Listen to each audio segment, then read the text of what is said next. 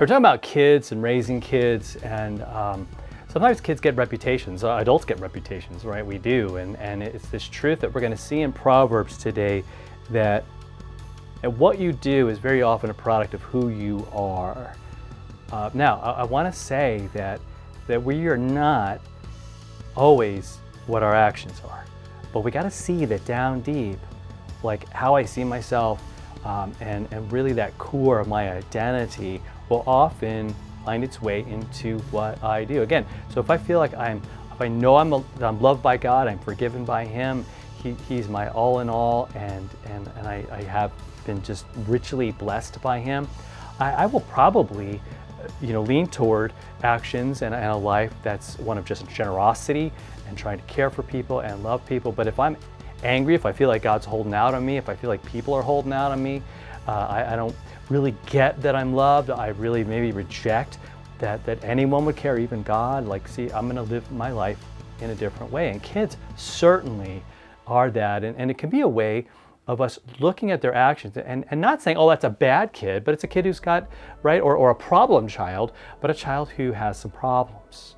Very different, because God can change the heart. God does change our hearts. But so it can make the action part of it a way of seeing, okay, man, there's something going on.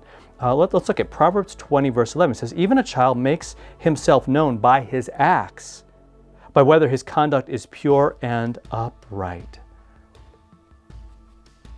Because you're probably not going to act pure and upright if you're, right, if who you are and what you're known by, in your own heart is not something pure or upright.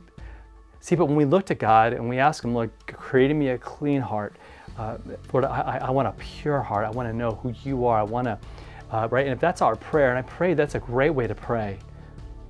Not just, Lord, stop me from doing this, but Lord, work on who I am.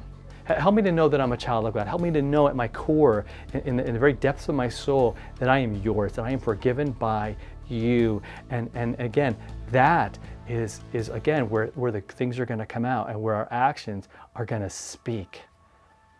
They're going to speak. Now again, people might misinterpret those, but if at the core of you know you're forgiven, you know you're a child of God and loved by Him, again, our actions could begin to tell a different story, begin to show like who we really are. And I want us to fight for that, man. I want us to hit that and that to be tenacious about those things, the things of God.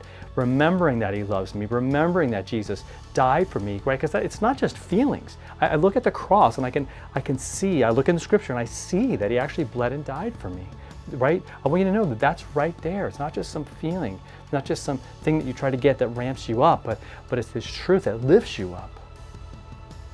That He actually did come here, He actually did live a perfect life and died in your place, loves you, rose from the dead to even give you victory over death and the grave. And I want those things to be who we are, and those things to be how we live. Because they're going to tell that story, a story of forgiveness, a story of being set free. Okay, and that's what I want your story to be. I'm Pastor Fred. This is The Follow Through. Great to have you with us. Please hit that subscribe button. Share this with somebody if this has been helpful to you. And please join us again for another one. We're going to have another follow through tomorrow. See you then.